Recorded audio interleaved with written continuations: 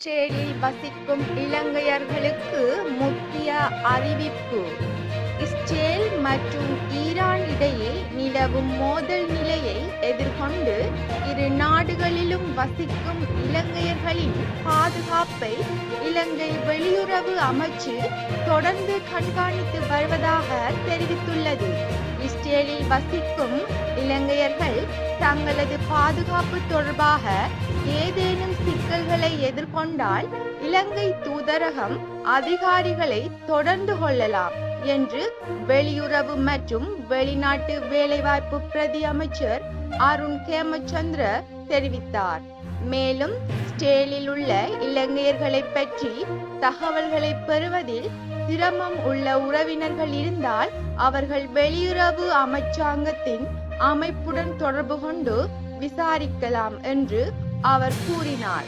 இதற்கிடையில் இஸ்ரேல் மீது ஈரான் நடத்திய ஏவுகணை தாக்குதல்களில் 2 இலங்கை பெண்கள் சிறிய காயங்களுக்கு ஆளாகி உள்ளதாக இஸ்ரேலுக்கான இலங்கை தூதர் நிமல் பண்டார தெரிவித்தார்.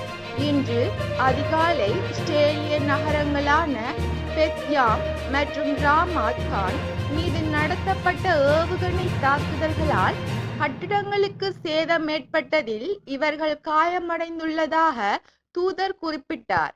இந்த 2 பெண்களின் நலனை உறுதிப்படுத்த தூதர் அவர்கள் தங்கியிருக்கும் இடங்களுக்கு நேரில் சென்று பார்வையிட்டார். இதற்கிடையில் ஈரான் மீது இஸ்ரேல் நடத்திய தாக்குதல்களில் குழந்தைகள் உட்பட 128 பேர் உயிரிழந்ததாக ஈரானிய ஊடகங்கள் அந்நாட்டு சுகாதார அமைச்சகத்தை மேற்கொள்ள வேண்டி தெரிவித்துள்ளது.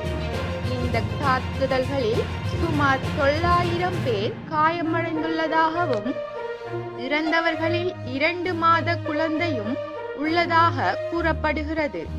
மறுபுறம் ஈரானின் ஏவுகணை தாக்குதல்களால் இஸ்ரேலில் உயிரிழந்தவர்களின் எண்ணிக்கை 13ஆக உயர்ந்துள்ளதாக இஸ்ரேலிய அரசு தெரிவித்துள்ளது. மேலும் தாக்குதல்களில் காயமடைந்தவர்களின் எண்ணிக்கை சுமார் 380ஆக அறிவிக்கப்பட்டுள்ளது. நேற்று மத்திய இஸ்ரேலில் உள்ள பெத்யாம் பகுதியில் நடந்த ஏவுகணை தாக்குதல்களில் ஒரு அடுக்குமாடி குடியிருப்பு வளாகம் கடுமையாக சேதமடைந்துள்ளது. இது போன்ற முக்கிய செய்திகளை உடனுக்குடன் அறிய நியூஸ் தமிழ் ஸ்டார் சேனலை சப்ஸ்கிரைப் செய்யுங்கள். நன்றி.